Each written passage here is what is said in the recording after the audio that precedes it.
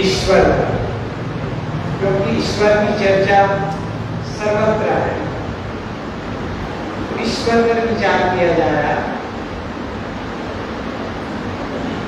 तीन क्षेत्र होते हैं, आध्यात्मिक, आधिदैविक, आधिभौतिक और आध्यात्मिक। ईश्वर की कल्पना भारतीय परंपरा में की गई है कर्म सिद्धांत या कर्म फल भोगदाता के रूप में, सृष्टिकर्ता के रूप में और सुख दुख दाता के रूप में। ईश्वर की कल्पना ही की गई है।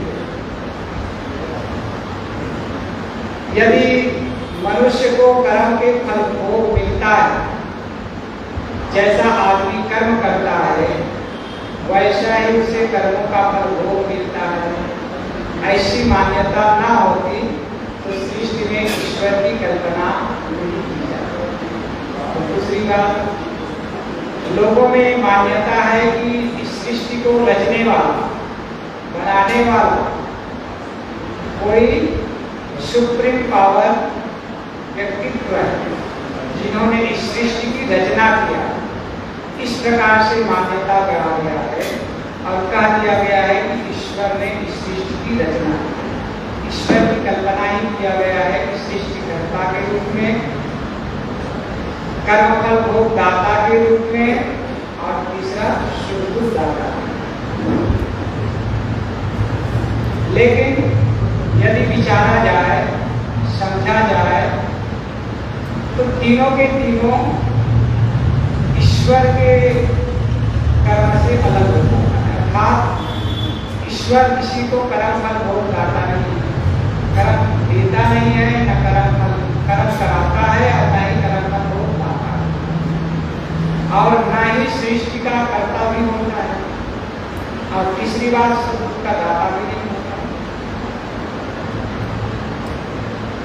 आदमी खुद कर्म करता है, स्वयं कर्म करता है और कर्मों के फल का भोग भोगने वाला भोक्ता खुद होता है। यदि आदमी कर्म न करता और स्वयं फल भोग दाता फल भोग दे देता तब तो माना जाता कि कर्म फल भोग दाता। और दूसरी बात, यदि ईश्वर को कर्म फल भोग दाता मान लिया जाए, मानने का तात्पर्य होता है कि है नहीं लेकिन मान लिया, वो कर्मों का फल भोग देता है।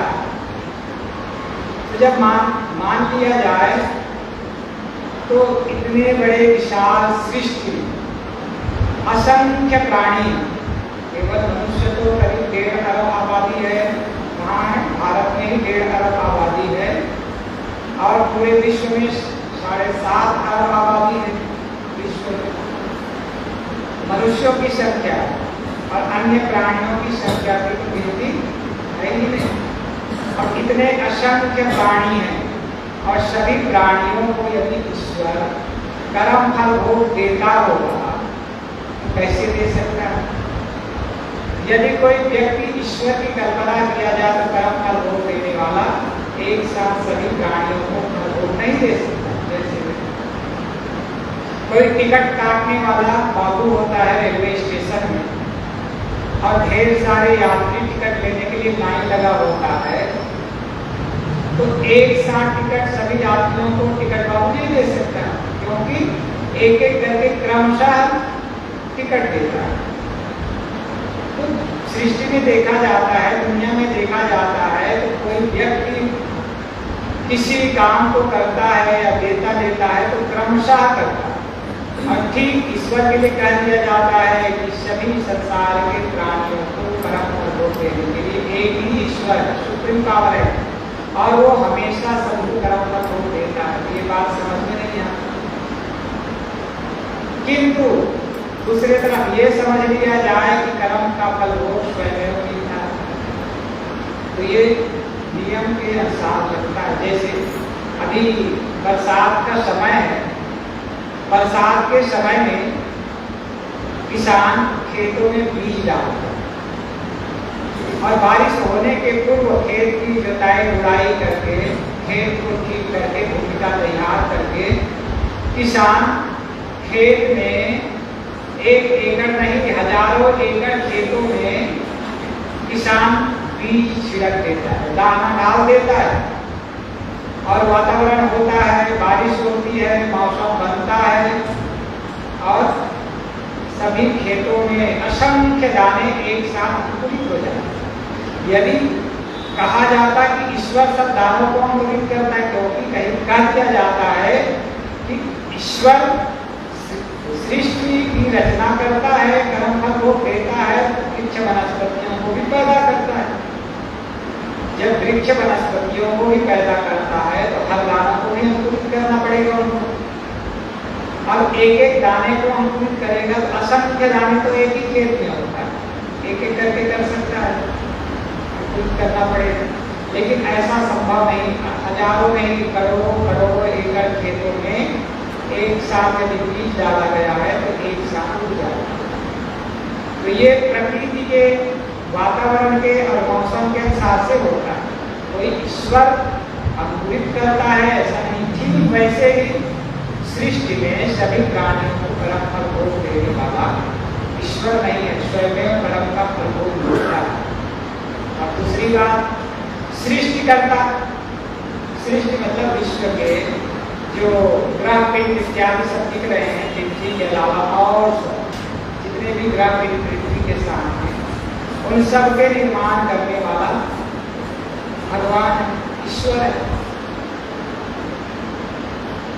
ये कह दिया जाता है। और दूसरे तरफ ये कह दिया जाता है कि सृष्टि में एक कण नए सिरे से न बनाया जा सकता है और एक कण न ही नष्ट किया जा सकता है।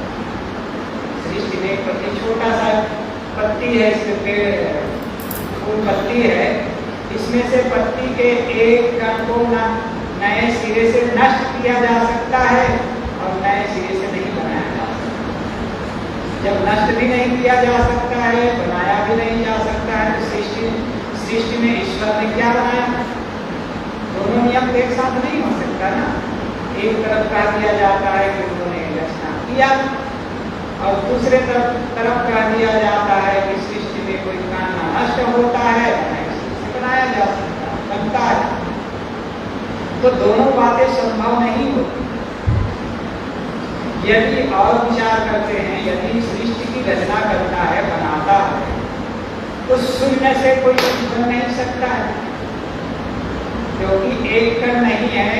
कण को बनाने के लिए सृष्टि कुछ भी नहीं है, ना पानी है, ना आग है, ना हवा है, ना मिट्टी है, धरती है, कुछ भी नहीं है, शून्य है। और कह दिया जाता है ईश्वर ने स्फुरना किया, स्मरण किया और कहा कि हो जा। क्या हो जा? सृष्टि हो जा। और फटाफट फटाफट एक से एक ग्रह पिंड निकल गया। ये तो काल्पनिक कहानी के अलावा कुछ नहीं लगता। लेकिन लोग आज मानते चले जा रहे हैं कि सृष्टि को बनाने वाला भगवान है, सृष्टि को नियंत्रण करने वाला भगवान है, सृष्टि को चलाने वाला भगवान है और कर्म फल भोग का दाता भगवान है, सुख का दाता भगवान है। लेकिन समझ से परे हो जाता। यदि सृष्टि की रचना किया होगा तो बिना उपादान सामग्री के कोई भी वस्तु नहीं बनती है। उपादान सामग्री का तात्पर्य होता है मूल चीज। कोई भी जैसे टेबल बनाना होता है तो टेबल के लिए लकड़ी की आवश्यकता होती है, फर्नीचर की आवश्यकता होती है। लकड़ी ना हो या प्लाईवुड ना हो और माइका सरमाइका ना हो और कोई कहे कि हवा में कहे कि हो जा, टेबल बन जा, टेबल बन जाए। संभव? हाँ, जादूगर लोग दिखाते हैं, लेकिन वो बातों की, लेकिन उसको कहो कि टेबल बना दो तो टेबल नहीं बनाया। छोटी छोटी चीजें जो उसके सामान उसके पास होता है वही सामान वो दिखाता है, अलग विषय है। तो जादूगर भी नहीं है, ईश्वर की हो जा कहे और बन जाए। तो छोटे से छोटे वस्तु, छोटी से छोटी चीजों को बनने के लिए भी उपादान सामग्री की आवश्यकता होती है। अब ईश्वर ने शून्य से कैसे बना दिया? अब एक चीज और समझ में आता है, समझ में नहीं आता है। कहा जाता है कि ईश्वर निराकार, निरवयव है। निराकार ईश्वर साकार सृष्टि की रचना कैसे कर दी, ये भी समझ से परे हो जाता है। निराकार से साकार की रचना नहीं हो सकती। ईश्वर कैसे है, निराकार। निराकार का तात्पर्य है उसका कोई आकार नहीं है, उसका शरीर नहीं है, बिल्कुल वो बिंदु के समान है। अब वो बिंदु के समान है, उसका आकार नहीं है, प्रकार नहीं है, शरीर नहीं है। अब जब शरीर नहीं है तो स्फुरना किसमें होगी, शरीर होता है तो शरीर के साथ में मन होता है ना सबके पास। अब शरीर नहीं हो जिसका, उसके पास मन भी नहीं होता है जीव के पास। और जब मन नहीं होगा तो स्फुरना कैसे हो गई, क्योंकि उसको कहा जाता है ईश्वर निराकार है। निराकार का तात्पर्य उसके पास शरीर नहीं है। अब शरीर नहीं है तो मन भी नहीं होगा, मन भी नहीं होगा तो स्फुरना भी नहीं होगा। लेकिन कह दिया जाता है कि वो स्फुरना किया, उपादान सामग्री भी नहीं है, तो शून्य से वो सृष्टि कैसे बना दे। और मान लेते हैं उसने बना भी दिया, मान लेते हैं तो कहाँ खड़ा होकर के बनाया, क्या लेकर के बनाया। और चलो बना भी दिया कहते हैं तो किसने देखा, सबसे पहला प्रश्न तो ये होगा किसने देखा बनाते हुए।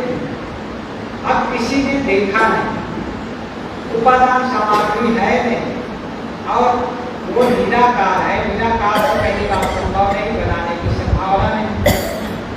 उपादान सामग्री हो, साकार हो, तब सृष्टि की रचना हो सकती। तो किसी भी तरह से हम विचार करते हैं तो ईश्वर के द्वारा सृष्टि की रचना संभव ही नहीं। लेकिन लोग मानते चले जा रहे हैं कि कर्तुम व कर्तुम अन्यथा व कर्तुम। ईश्वर इतना शक्तिशाली है कि जो चाहे जैसा चाहे कर सकता है। सूरज में कमल फूल खिला सकता है और कमल में सूरज खिला सकता है, ऐसा करता है। सब कुछ करने वाला ईश्वर, लेकिन कह दिया जाता है कि वो निराकार है। निराकार से पहली बात संभव नहीं। यदि संभव होगा तो कहने मात्र से हो नहीं जाता, उसके पास मन नहीं, शरीर नहीं, स्फुरना भी नहीं। और तीसरी बात, यदि किया भी होगा, बनाया भी होगा तो किसी ने देखा नहीं, कल्पना हो गई। तो निरर्थक कल्पना कर दिया गया है कि ईश्वर ने सृष्टि की रचना की। तो सार बात यह है कि ईश्वर ने सृष्टि की रचना नहीं किया है। ये सृष्टि, ये जगत, ये ब्रह्मांड, ग्रहपिंड जितने भी है वो स्वयं, अर्थात यहाँ की जितनी भी कहना चाहिए मिट्टी, पानी, आग, हवा, ये मूल तत्व अनादि से है। हाँ, ये विकारी होने के कारण से इसके आकार और प्रकार में परिवर्तन होते रहता है, बदलते रहता है। ग्रहपिंड भी नए नए बनते रहते हैं। ये हो सकता है एक दूसरे से टक्कर होने के पश्चात टूटने फूटने से बनते रहते हैं, ये हो सकता है। किंतु नए सिरे से कोई भी ग्रहपिंड नहीं बनता। तो मैं कह रहा था कि ईश्वर की कल्पना कर हम सर्वोदाता के लिए के रूप में मानते हैं। तो हम देखते हैं कि आदमी, मनुष्य कर्म करता है तब उसके पश्चात कर्मों का फलभोग मिलता है, और कर्म का फलभोग लोगों को अपने अनुसार मिलता है, अपने किए गए कर्मों के अनुसार मिलता है। फिर उसमें बीच में ईश्वर का क्या रोल होता है? ईश्वर का कुछ भी रोल नहीं है। हमने किया तो हमें अपने कर्मों का फलभोग खुद मिलता है, लेकिन उनके लाभ दिया जाता है, थोप दिया जाता है कि कर्म का फलभोग जाता वो है। जो चीज समझ में नहीं आता है, जो चीज उसकी बुद्धि से, मनुष्य की बुद्धि से परे जाता है, आदमी उन सब चीजों को ईश्वर पर डाल देता है, भगवान पर डाल देता है कि भगवान ही कर रहा है। सब कुछ का करने वाला भगवान है, देने वाला भगवान है। और तीसरी बात, सुख दुख का दाता भगवान है। सृष्टि की रचना करने वाला, सृष्टि चलाने वाला, संचालित बनाने वाला, सृष्टि रचना में आ जाता है। लेकिन विवेक से सोचा जाए तो सृष्टि की रचना करने, बनाने वाला, चलाने वाला कोई ईश्वर, व्यक्ति ईश्वर नहीं है। सृष्टि स्वयं संचालित है। जैसे मैंने एक दिन कहा कि हवा चल रही है, हवा चलती है, तो हवा को चलाने के लिए ईश्वर की आवश्यकता नहीं है, हवा स्वयं चलती है।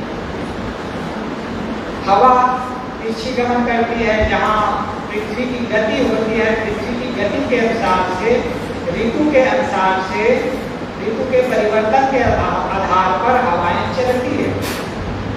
अब ऋतु के परिवर्तन, पृथ्वी की गति के कारण से हवा की दिशा गति बदलती रहती है। तब इसमें ईश्वर ने क्या किया? कुछ किया? ईश्वर ने कुछ नहीं किया, लेकिन ईश्वर का लाभ दिया जाता है कि हवा को चलाने वाला, हवा को बनाने वाला, पृथ्वी को बनाने वाला, पृथ्वी को गति देने वाला, आग को बनाने वाला, आग में ऊर्जा डालने वाला, और पानी को बनाने वाला, पानी में शीतलता देने वाला ईश्वर। जबकि ऐसा कोई व्यक्ति ईश्वर नहीं है जो इन सबको बनाता और चलाता। किंतु ये वास्तविकता है कि सृष्टि के जितने भी जड़ तत्व है, मिट्टी, पानी, आग, हवा के संयोगित रूप, उनमें गति, उसके अंदर में गति हमेशा रहती है। गति ही उसकी संपत्ति है। जड़ तत्वों में गति ना हो तो सृष्टि संचालित नहीं हो। जड़ तत्वों में स्वयं गति है। जैसे ज्ञान में पढ़ाया जाता है, बच्चों को एक स्ट्रक्चर बनाया जाता है किसी भी परमाणु का, तो बीच में नाभिक होता है, नाभिक में न्यूट्रॉन और प्रोटॉन बनाया जाता है जो साम्य अवस्था में, और एक गोल गोल घेरा बनाया जाता है। तो जो हल्के परमाणु होता है उसमें एक घेरा बनाया जाता है, उससे भारी परमाणु होता है उसमें दो घेरा बनाया जाता है। इस प्रकार भारी होते होते होते जितने भारी पदार्थ तत्व होता है, सोना इत्यादि, उसमें कई घेरे होते हैं, और कई घेरों में कई इलेक्ट्रॉन होते हैं, जो इलेक्ट्रॉन गति करते रहते हैं, निरंतर वो गतिशील होता है, परिधि में गति करते रहते हैं।